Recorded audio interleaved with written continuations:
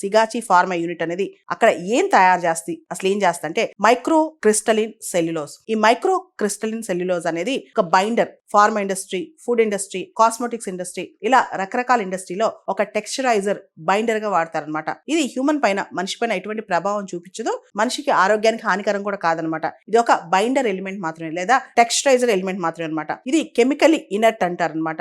ఇది pharma, food, cosmetics ఇలా రకరకాల ఇండస్ట్రీస్ లో వాడతారు. ముఖ్యంగా ఫార్మా ఇండస్ట్రీస్ లో టాబ్లెట్ల తయారీలో ఇది ఎక్కువ వాడతారు అనమాట. ఎందుకంటే ఆ డ్రగ్, ఏదైతే డ్రగ్ ఉందో, ఆ కెమికల్ ఉందో, దాన్ని హోల్డ్ చేయడానికి ఒక బైండర్ లా, ఒక టెక్స్చరైజర్ లా ఉంటుంది అనమాట. మనందరూ తెలుసు హైదరాబాద్ ఫార్మా హబ్, ఫార్మాసిటికల్స్ కి మనది ఒక హబ్ అనమాట. బోల్డ్ అని ఇన్వెస్ట్మెంట్స్ వస్తాయి, బోల్డ్ అని ఫ్యాక్టరీస్ కూడా వస్తాయి అనమాట. అండ్ హైదరాబాద్ లో ఇది ఎకానమీస్ ఆఫ్ స్కేల్ కూడా, అంటే తక్కువ లేబర్ ఖర్చు కూడా. కారణం ఏంటంటే ఇక్కడ చాలా మంది మైగ్రెంట్ లేబర్ కూడా వస్తారు. బెంగాల్ నుంచి కావచ్చు, బీహార్ నుంచి కావచ్చు, రకరకాల ప్లేసెస్ నుంచి వచ్చి ఇక్కడ పని చేస్తూ ఉంటారు అనమాట. మనం చూస్తే ఈ రీసెంట్ గా జరిగిన యాక్సిడెంట్లు, ఈ యాక్సిడెంట్ లో, సిగాచి యాక్సిడెంట్ లో అందరూ కూడా మైగ్రెంట్ వర్కర్స్ ఎక్కువ మంది కూడా. వీళ్ళందరూ బీహారీస్, బెంగాలీస్, వీళ్ళందరూ అనమాట.